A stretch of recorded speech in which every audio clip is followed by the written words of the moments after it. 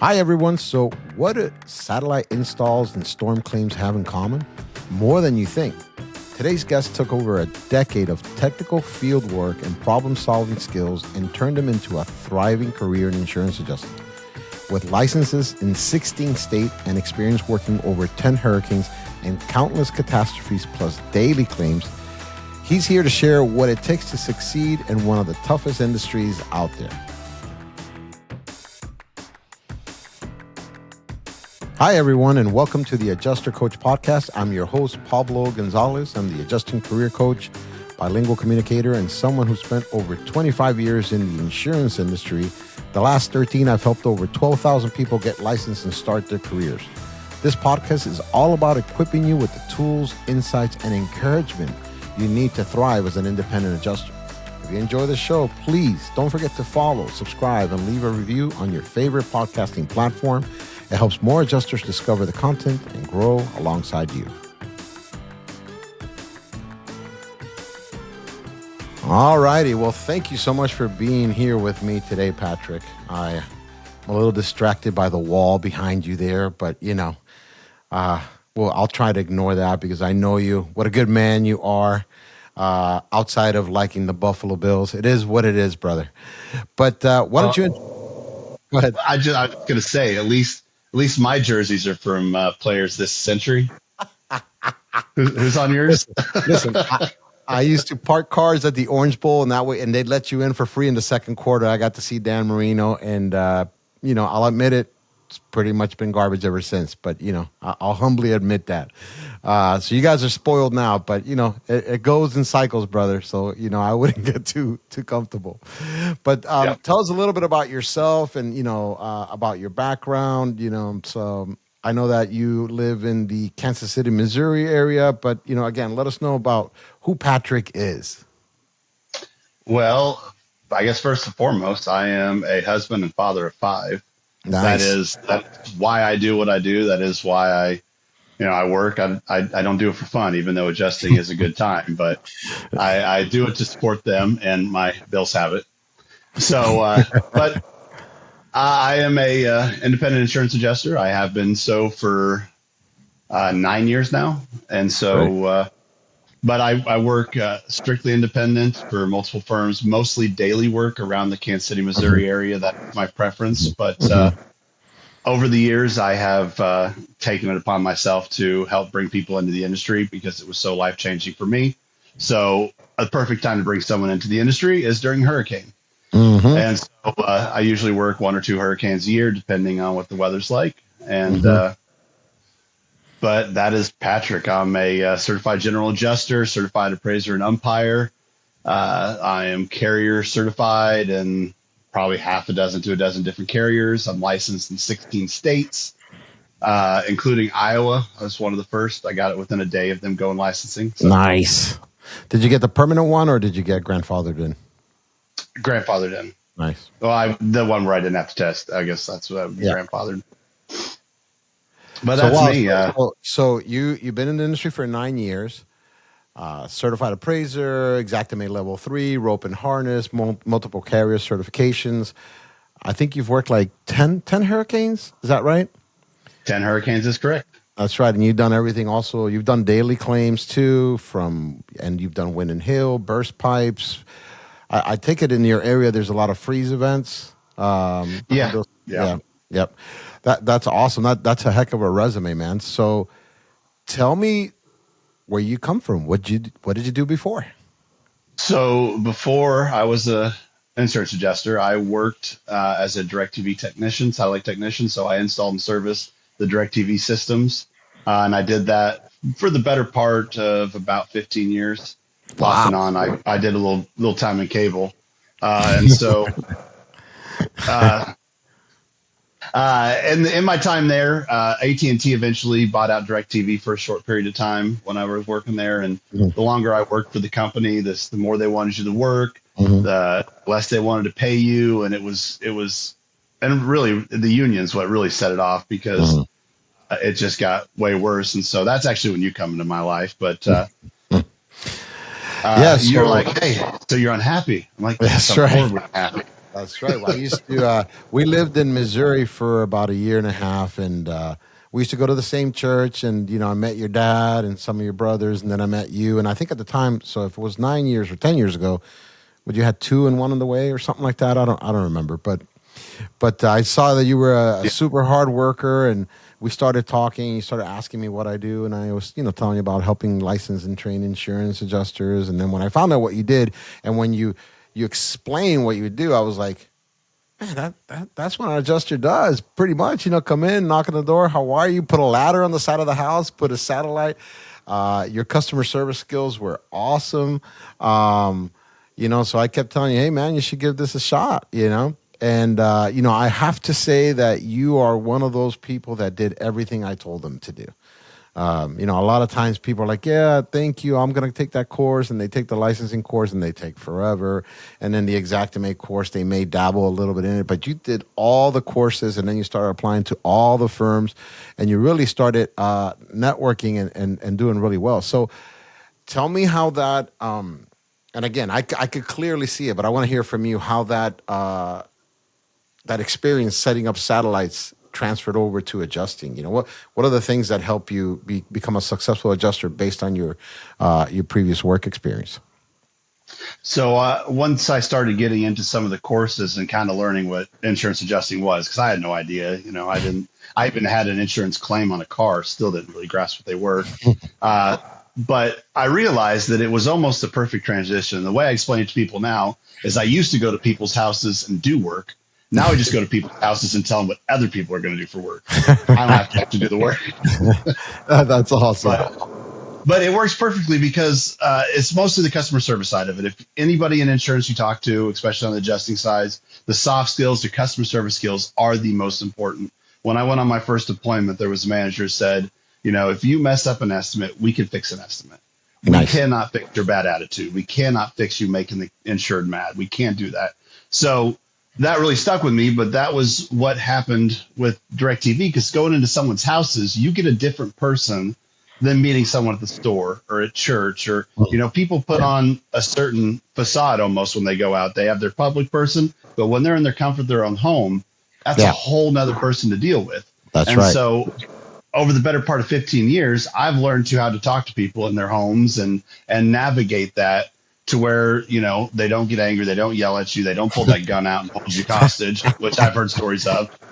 And so it was almost a perfect transition because your customer service skills were there, and there's no difference between what I did then to what I do now as far as speaking to the insured. So that's wonderful, man. And so tell me, you've been in 10 hurricanes, multiple weather events, those type of things. Tell me, about your first deployments. What did that look like? Obviously there's a steep learning curve. We know that. Tell me some of the good things, and tell me some of the mistakes that helped you learn this trade. Okay, well, this will be rambling because now I'm just going to try to remember 9 years ago. So getting into it was different because although there were similarities to my prior job, I had to learn a whole new language, which is the language of insurance. And that was tough for me. But so I went to the courses and actually, if you remember right, I actually got licensed or took the Texas and the Florida license because Matthew was rolling in and I wanted to get my license in time to run claims. But Texas took like a month. So we switched over to Florida, then I do Florida courses. That's right. So anyway, then I got State Farm certified, just something I'd seen through a lot of the big five, through Renfro and Pilot. They always push the State Farm cert. So with Renfro, I went down and got my State Farm certification.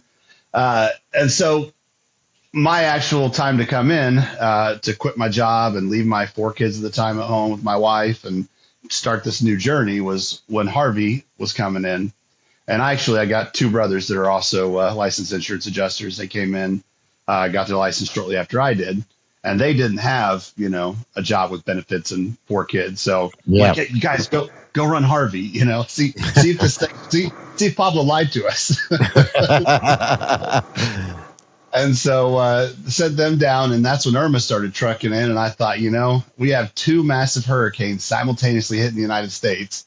I don't ever remember this happening. I think if I'm going to take a shot at this insurance thing, now's as good a time as any. So quit my job all within 2 days and drove down to Florida and started working. And so my first deployment was actually working for State Farm. And it's a good way to start and a tough way to start, because if you can work for them, you'll be able to work most everybody else because they're so detailed, but they're also detailed. So there's different structures you got to deal with.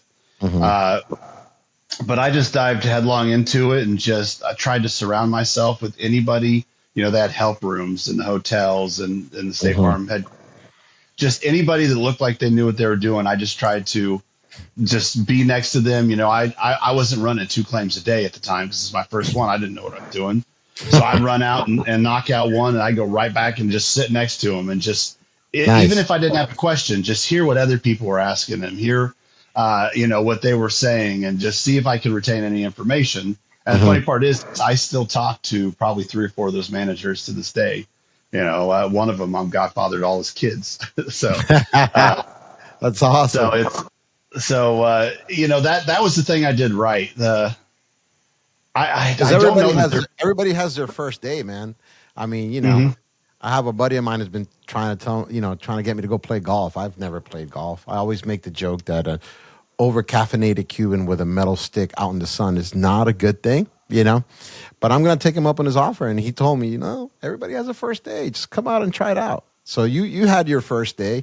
And I think that's great. That's great advice to kind of not only ask questions, but sit and listen to what other people are asking. And do you feel, and I feel this way, but do you feel that the industry has a lot of peer-to-peer teaching and mentoring when you're in those type of situations, when you're out being deployed? Was that the case for you? Yeah, and that was one of the funny parts about I say the managers I attached myself through, but being new to the industry, I didn't realize that most of these managers a week ago were running claims themselves. They're just more seasoned adjusters who they tap to help people. Yeah. So really, they're not like they're not some firm owner or manager. They're really just an adjuster, a seasoned adjuster. So that's where the peer stuff come in. And that's honestly, I joined all the Facebook groups when I started too, and there's people that'll ask questions on there, but I just tapped a couple of these people that I knew that did good work and that had some experience, and I just had them on my phone, and they never once didn't take my call or call me back and help me through what I was working with. Like, I'm the same way now as the seasoned guy here. Yep. I get calls on a regular basis, and I will never not take that call. I will never not help. And my theory is if you can take my work from me, if you get so good, then I'm slacking. I'm not doing what I have to do. So.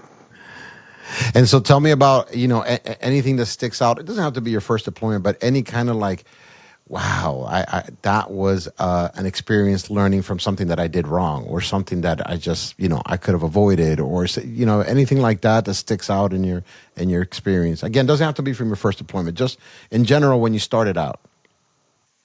Well, just in general, and the only thing wrong you can do is to not do anything. I personally have seen a lot of adjusters that will do their deployments, and then they'll just expect someone's going to call them or expect that they deserve to get the work. And so that would be the biggest mistake. My deal is did I have some things that didn't work out? Yeah, because as soon as I left my first Irma in Jacksonville, I drove all the way to Santa Rosa, California for the wildfires. Wow. And I basically broke even there. Like, I paid for my hotel and my food, and that's it that I made. Like, it was not good, but I made contacts, and then they sent me back to Miami. So nice. So that's where I really cut my teeth in as being an adjuster, because I was just kind of on an island out there. But it wasn't great for me, but I learned something. So there are things maybe you'll think, man, that was bad, but as long as you learn from them and keep growing in the industry, I mean, everything you do is a teachable thing. Everything you can learn from to help evolve yourself as an adjuster. Because, a lot of people don't think about it, but we are a business owner as an independent. We are our business. So we have to constantly go, and we can't just sit and wait, say, it'll come when it comes. Yeah, that's right. And so you were deployed to Miami? You didn't wear any of those shirts, did you, in Miami? Yeah, I all of mean, them. not speaking Spanish and wearing a Buffalo Bills shirt in Miami. Well, you It's were just I, helping you were helping people, so maybe they overlooked that stuff. I don't know how like that was in Miami, but I do not wear any Buffalo Bills memorabilia when running claims, and I was on an island enough down in Miami that I didn't leave the hotel much except for running the claim. So That's awesome. That's awesome. Well, I love how you mentioned managers helping you and the relationships you built with those type of managers. And so we're going to take a quick break right now to give a shout out to our first sponsor. But I want to talk about how you're doing that now. It's so rewarding for me to see how helpful you are to other people. I know many times you've taken some people under your wings. So we'll talk about how you're doing mentoring coming up after this break.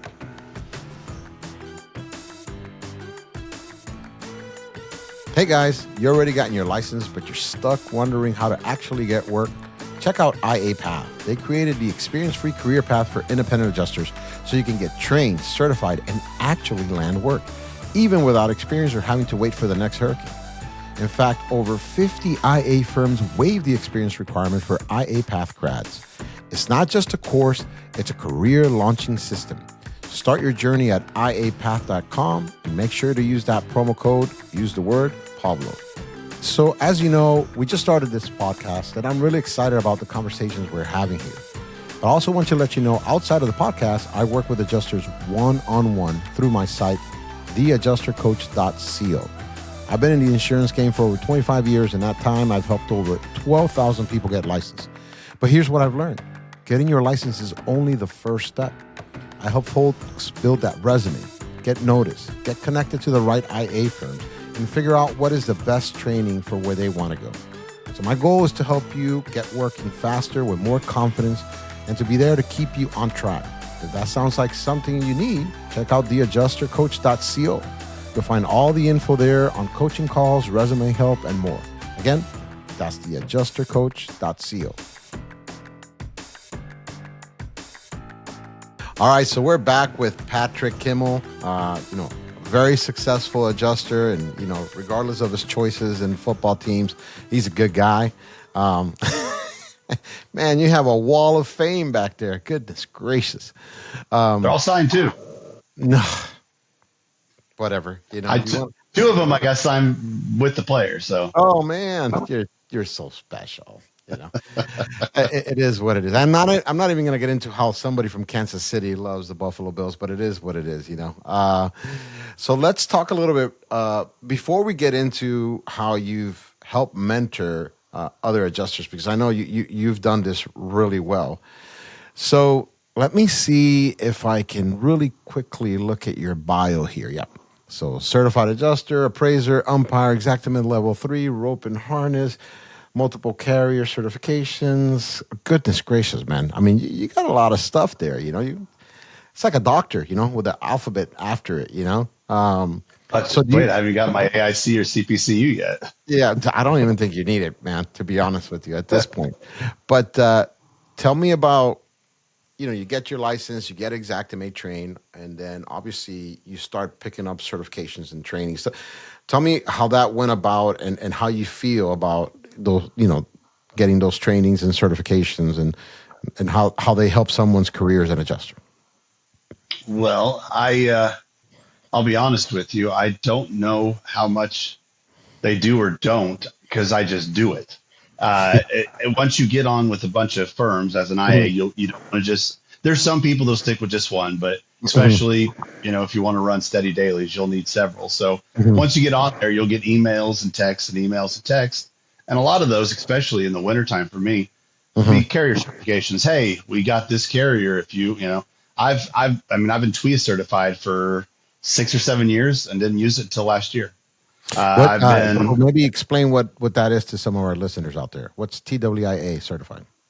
I forget the exact, but it's Texas windstorm and hail. So any of the coastal regions for hurricanes, you'll find that most coastal regions, North Carolina has the NCJUA, North Carolina Joint Underwriter Associations, and so you'll have those because they get hit so much they have to have special insurance, basically. So that's what TWIA is if they get hurt with a hurricane, but it also has some instances with hail. So, but if you want to work those claims, you have to get the certification, and Mm-hmm. it's a yearly test. So there's no get it and forget about it. You have to every year go and take that test. They have changed it to where you don't have to attend the class every year, Mm-hmm. just every other. So you can Mm-hmm. test out every other year. But if there's an opportunity, I'm Louisiana citizen certified. Mm-hmm. I haven't Right. used that yet, but it's there. Yeah. So that's what I spend my off season doing. That's, a lot of people, some people go vacation and whenever it's, December, January, February, when the Yep. claims are slow. And I do carrier certifications. I get my CE credits. I do whatever I can to keep growing myself and make myself more appealing. Now, Mm-hmm. I haven't done like the Hague certification, which is a company that basically is your professionals on wind Yep. damage, hail damage to roofs. Yep. That is an option. I haven't done that, Mm-hmm. but that's enough. You can do AIC, but I would just listen to the IA firms that you have. If they Mm-hmm. have a certification, take it, because they're gonna, when they have a need, they're gonna go to their list of who do we know has these certifications. They're not gonna call and be like, hey, do you have this? They'll Yeah. already know. Yeah. Or they're not going to call and say, "Hey, go get this," and then if we have work, eventually we'll give it to you. And No, you because I already touched on a have it. couple of that's right.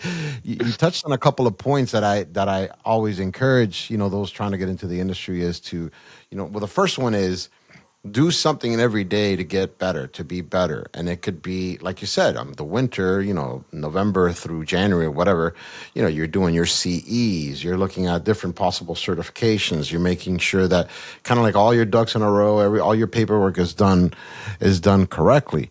So you're doing both of those things in the sense of making yourself better and then adding to your resume, adding to your experience so that when that event comes around, they're like, "Oh, look, Patrick, he has TWIA or he has Louisiana citizens," and you have it in your pocket, even though you haven't used it. But it can open doors for you, and I can't tell you how many times I'll talk to people that I just got my license, and it's like, okay, great. Well, look, these are the states that you got to pick up non-resident. Well, I'll wait till the adjusting firm tells me what non-resident licenses to get, and it's like, do you want them to find you in the first search or the last search? You know what I mean? So that's great. So tell me a little bit about how you have, because I know you come. Tell me, you come from a big family like me. I'm the middle of seven. You're what, one of six or something? No, how many are you? Two of six. I'm Number second two of of six. six. How many boys in there? There's what, four of us, two girls, Yeah, and how many of them have handled claims? three of us, Yeah, that's and right. my mom, And your mom. That's technically. right. That's right. So, and I remember I thought it was so funny when you first started handling claims. You were like, "Hey, what do you think? You think Joseph can handle claims?" And Joseph is kind of crazy, but I thought, yeah, Joseph can do it. But so is that where this? Because I know you really helped them. You told them, "Come along, let's do it." And then as you started becoming more successful, they were kind of like, what is this thing Patrick is doing? So is that how that developed into the way you mentor adjusters? And I'd just like to say that I mean, I know that you've taken people under your wings. Help them, show them how to do claims correctly. And then when a storm hits, you've brought them with you. But tell me a little bit how that developed and where did that come from? Well, I've always kind of been a natural teacher. I don't know if I mean to or not, but even at DirecTV, I was a field trainer. Basically, if they had a new guy they needed trained after he went through the initial training, they Hmm. just sent him in the field with me.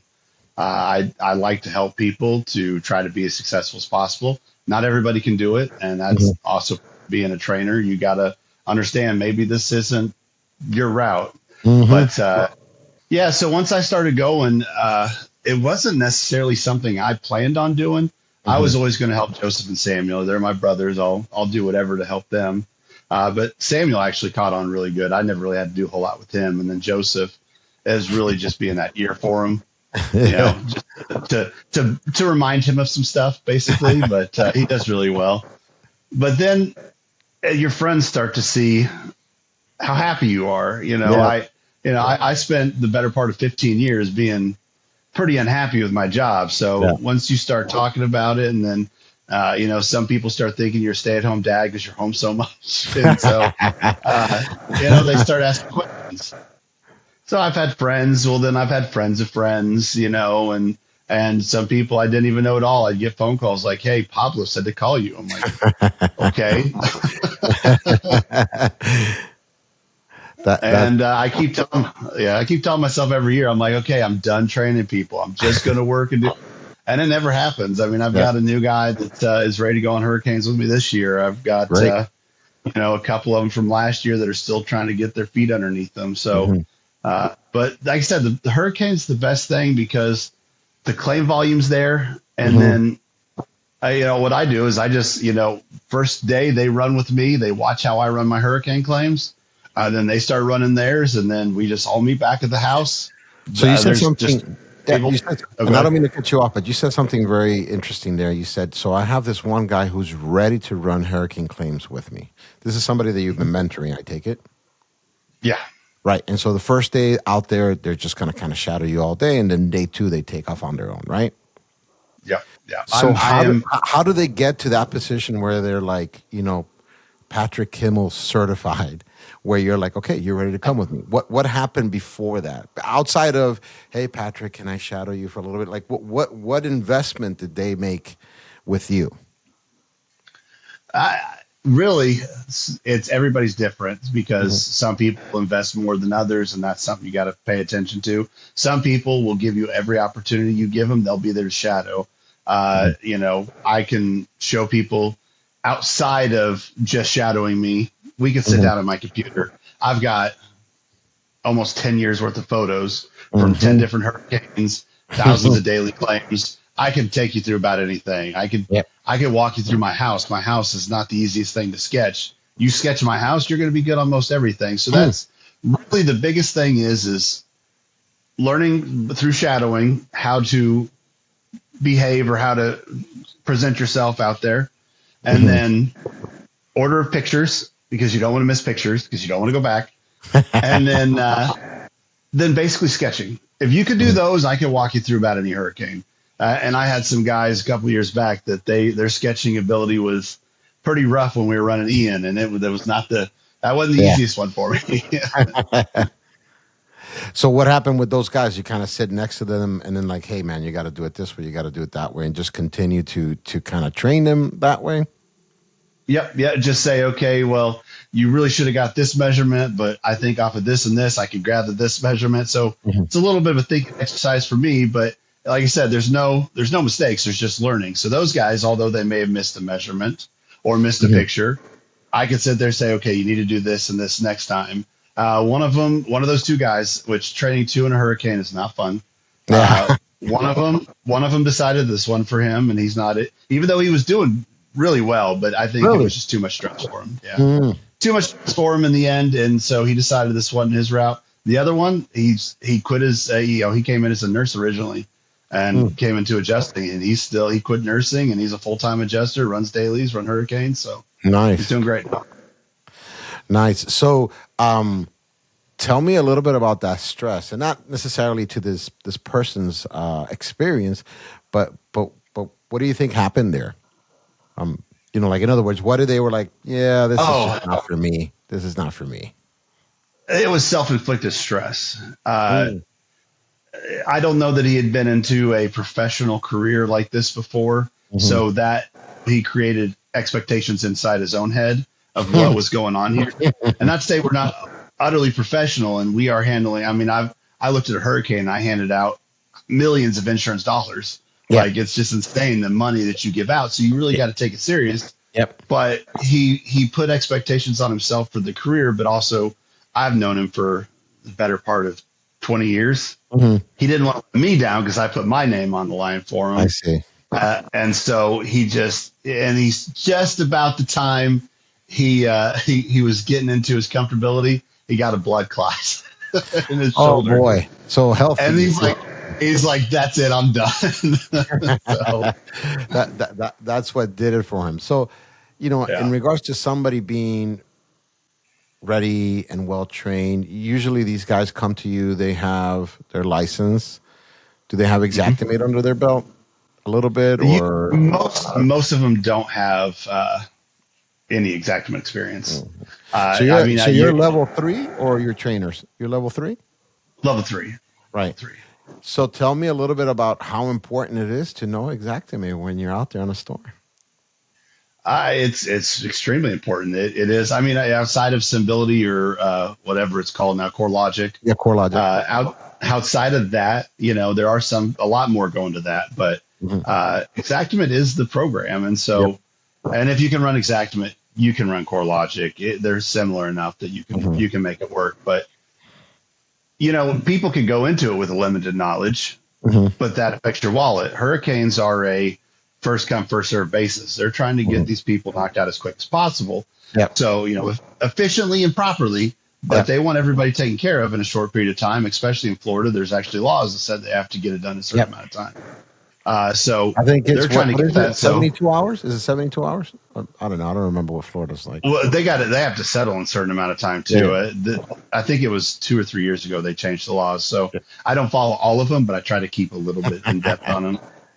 But so, you're going to try to do as many of the claims as you can, because eventually they start thinning out. And I don't know about you, but I don't want to spend, thousands of dollars a week to go stay in a state I don't live in and get away from my family. So once they piddle down, I'm out of there. So, but if you don't know your Xactimate and you go into a hurricane and you're going to have to learn on the fly, so you're only going to do maybe 2 a day when you start. Yeah. Whereas then if you would have put some preparation into it ahead of time, maybe a class or just by yourself. Yeah. Getting familiar with buttons, getting familiar with how to move a room around. I mean, it's not rocket science. Yep. You know what a wall is. You know what a ceiling is. Learn how to move around. Type into YouTube. I've learned a lot from that. And so maybe then you can do 4 claims. I'm a little more demanding in the sense that I tell people you got to have your level 1, level 2 under your belt before you go out there. I didn't have my level 3 until I was 4 years in, I think. Yeah. I mean, well, level 3, I get that. But I think if you have at least level 1, that's going to help you hit the ground running. And I think there's a lot of people that kind of think, well, it's a computer program. I'll just figure it out, and then they don't realize the organized chaos of the first few days of, being deployed to a hurricane. And I was just kind of curious if you like this gentleman that you said is ready to go out with you. Did you say, hey, you need to have your level 1, your level 2, or you need to have some formal training, or come with me, I'm going to show you? Mine, they need to do something, whether it's 1 or 2, that's not going to hurt. Yeah, sure. Whether it's a course through, say, Adjuster Pro or something like that, that's not going to hurt. But I say bare minimum, you need to be sketching your own house almost on a nightly basis. If you can sketch your house comfortably, that's great. Then we can make do with that. Because that's the biggest thing. Because I can teach you to do a lot, but the more you know, the quicker you're going to be able to get moving in the hurricane, the more money you're going to make, and the more you're going to like this job. Because you don't work, like I said earlier, you don't work because you love it. You may love it, but that's not the only reason you do it. You're trying to make a living. So that's awesome. And that's a great point right there, so that we can break and give another shout out to one of our other sponsors. I want to touch a little bit on, how it affected you personally and your family life. So in our next segment, we'll talk about that. And again, let's give a shout out to our next sponsor.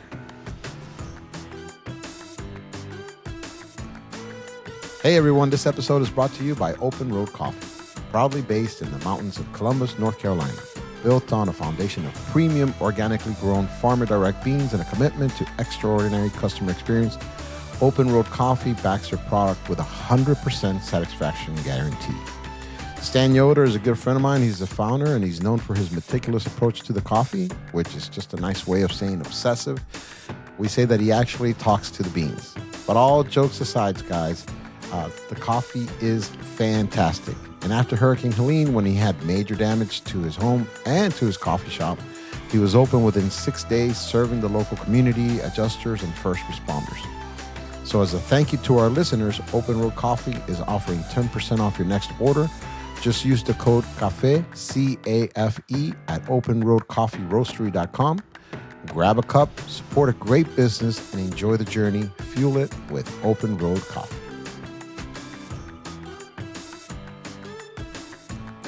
All righty, so we're back with Patrick Kimmell, adjuster extraordinaire, and again, not everybody's perfect. We can all make our poor choices. Obviously, in NFL teams, there's something lacking there, but it is what it is.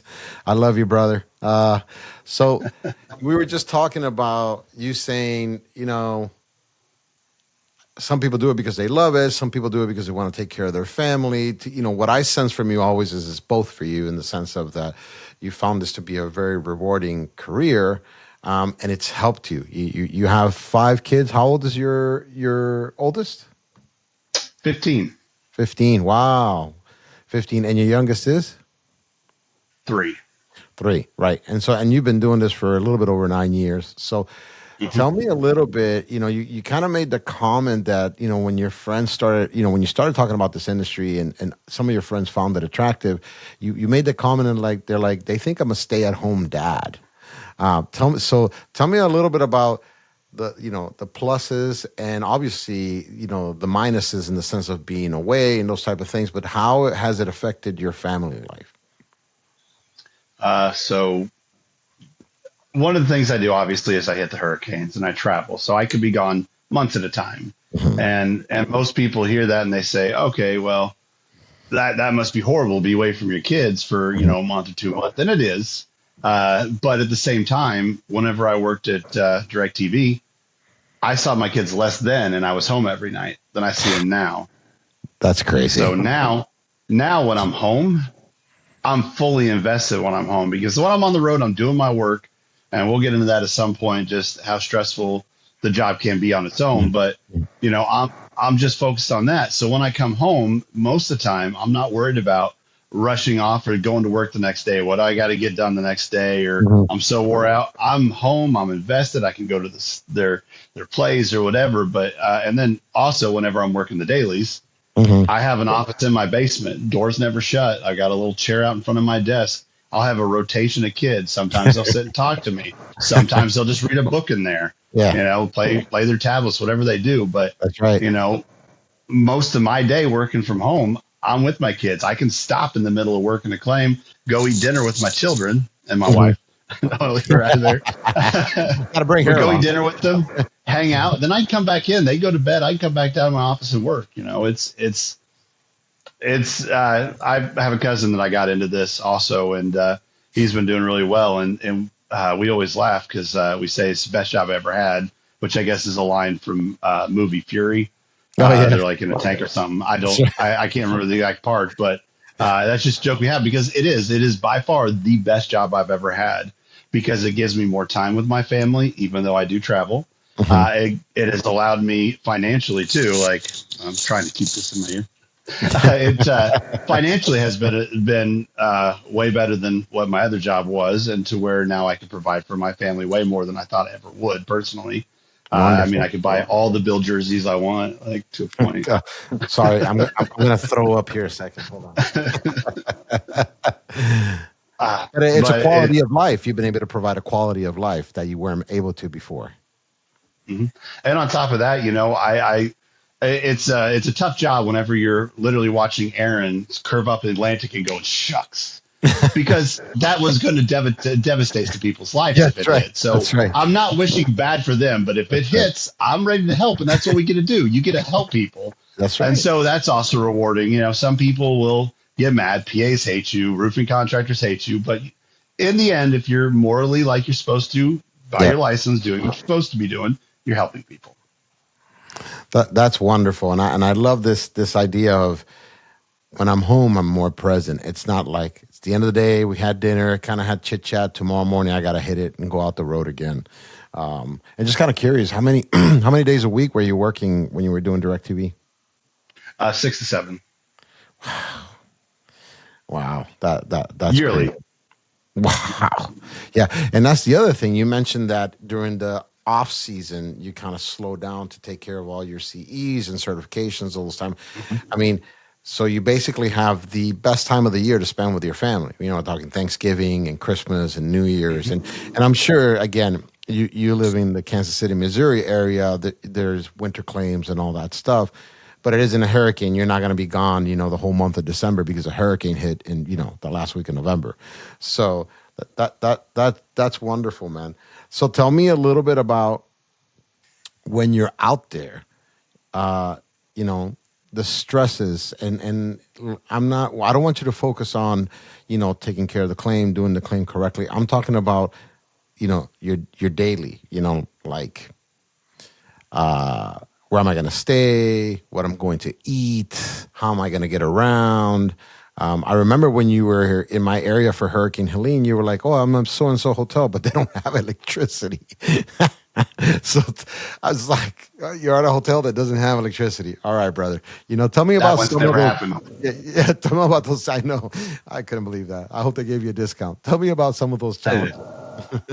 Uh, So, and one thing I would touch on just before we move on is when we say Hmm. the off season is literally what you make it. Yep. There's some people the off season maybe 6 months. There's someone Hmm. like me, my off season is just slower because I maintain daily Hmm. claims as I go. Hmm. And some people have no off season; they travel. I Yep. always said if I Good didn't point. have 5 kids at home, my wife and I would be going in a camper to whichever place is busy, and I'd make my all the money I need to in about 5 years and retire. That's So, right. Those but darn can't kids. take all the kids. I know. But anyway, so the stresses and there's stresses on every part of this job to a point because you have stresses with dailies as far as getting scheduled. Hmm. Sometimes you go out a little farther, but the biggest stresses will be whenever you deploy.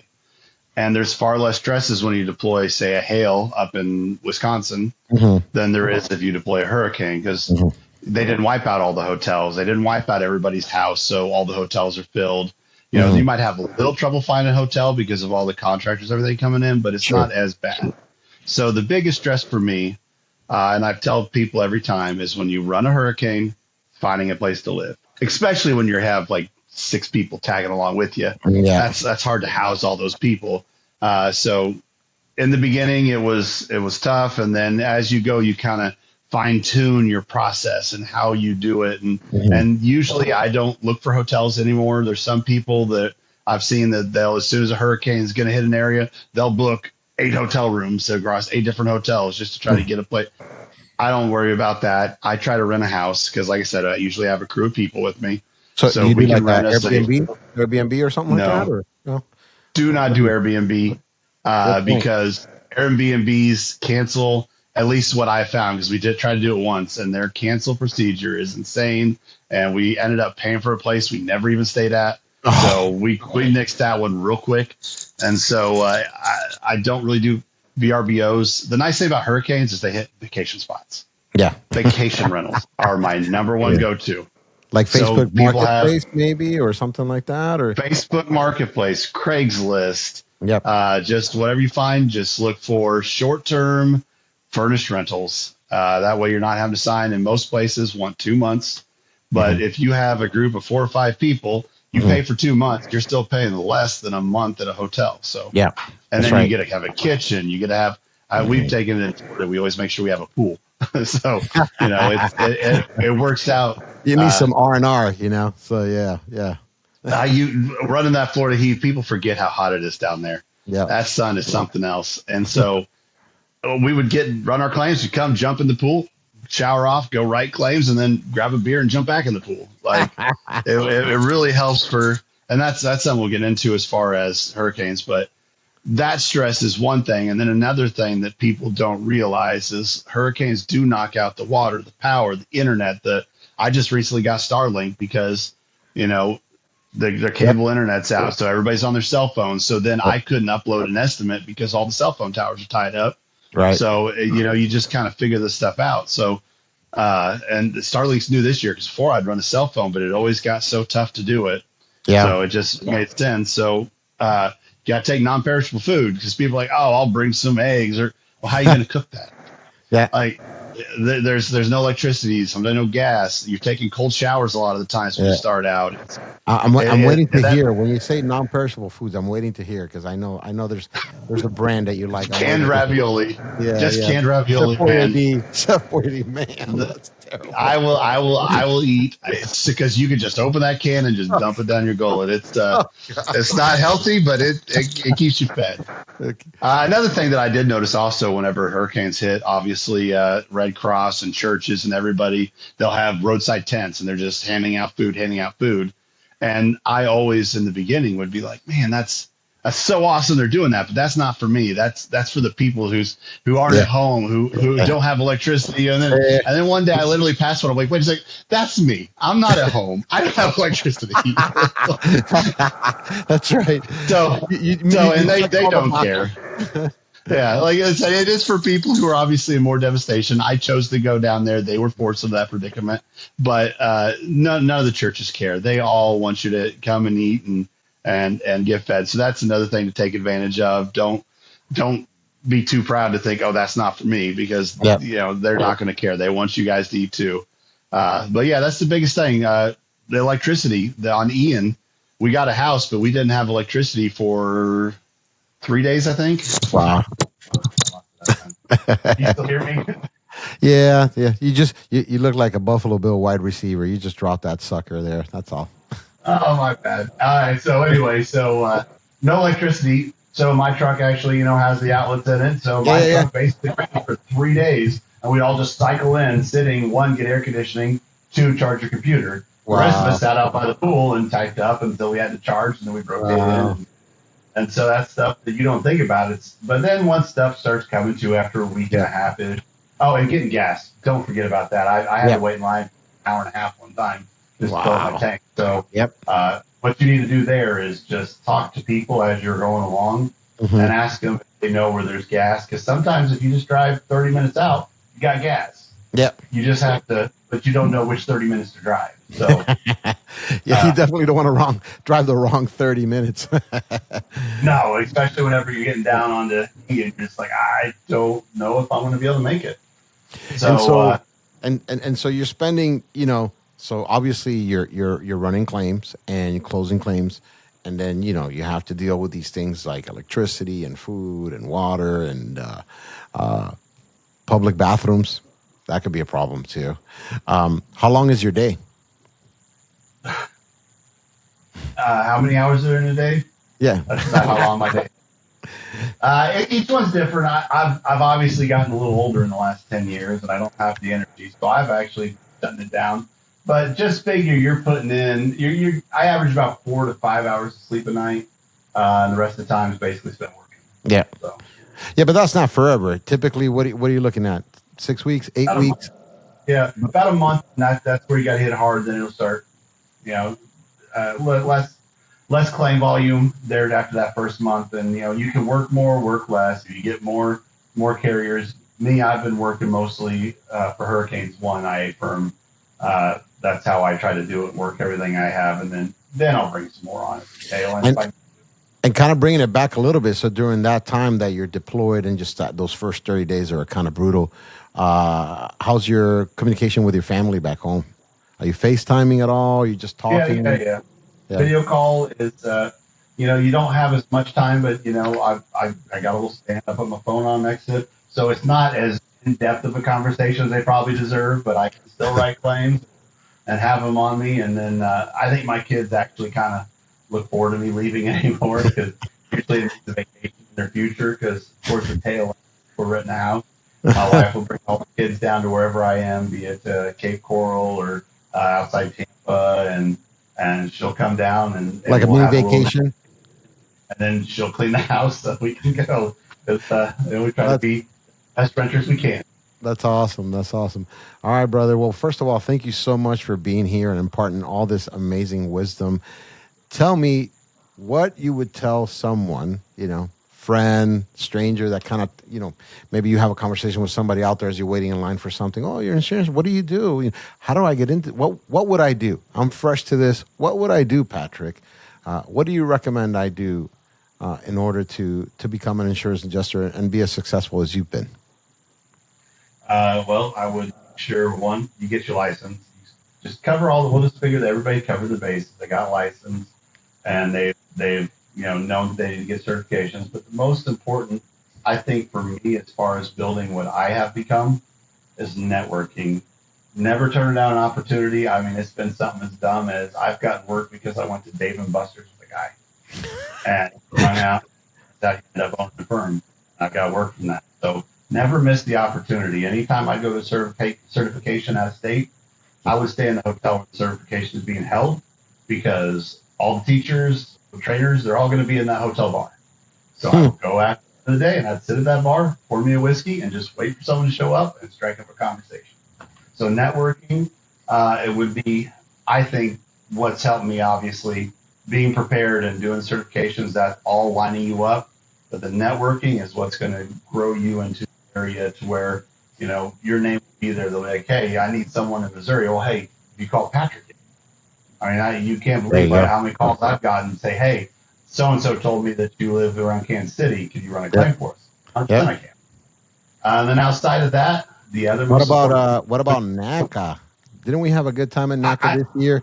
You a Buffalo Bills probably had better, right? Yeah, me a Dolphins fan, you a Buffalo Bills fans, and we watched Kansas City get destroyed. I know that Blue Leopard doesn't like that, but Yeah, that was great. That was a wonderful Super Bowl. But no, NACA was fun.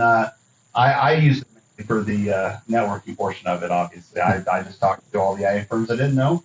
Then actually there's some IA firms there where I'd worked for years, never met anybody there personally. So I got to actually face foot people. So, don't miss a chance to do that. Some of my first work from the agricultural claims convention.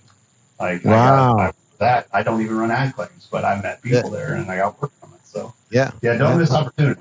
And that happens often where they're like, oh, wow, we don't have anybody in the Kansas City, Missouri area. Let me get your information down, And it's just a simple conversation, networking. A lot of times people hear the word network and they think it's like public speaking. And it's just talking to people, hanging out, having them get to know you. You get to know them. And, following up, there's a thought. Those are some great tips, some great words of wisdom. Thank you, brother, for being here today. Really appreciate your time. Really appreciate everything you've done. I'll be honest with you. It's so glad to see how you've taken this and ran with it. As I said in the beginning, not everybody listens. You listen and then some. You've mastered it, and I'm really proud of you. The last words of wisdom I can leave with you are, go Dolphins. Go Bills. Have a blessed day, brother. Thank you for being here. Hey, thanks for having me. Thank you.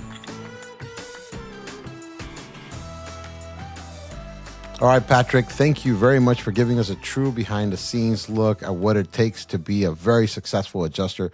Really thank you for your time. Again, a few key lessons to recap here. Obviously, get licensed, get software trained, but the two important points are to network, and find a mentor. Find someone who's going to help guide you through this process like Patrick does. If you want to reach out to him, you can find him in LinkedIn, Patrick Kimmell, Kimmell. He's on LinkedIn there, and just send him a message, and he'll be happy, as he said in this podcast, to talk to you and give you some tips. And again, when it comes to the Adjuster Coach podcast, please subscribe, review, and share. Thank you very much for being here, and we'll see you next time on the Adjuster Coach podcast.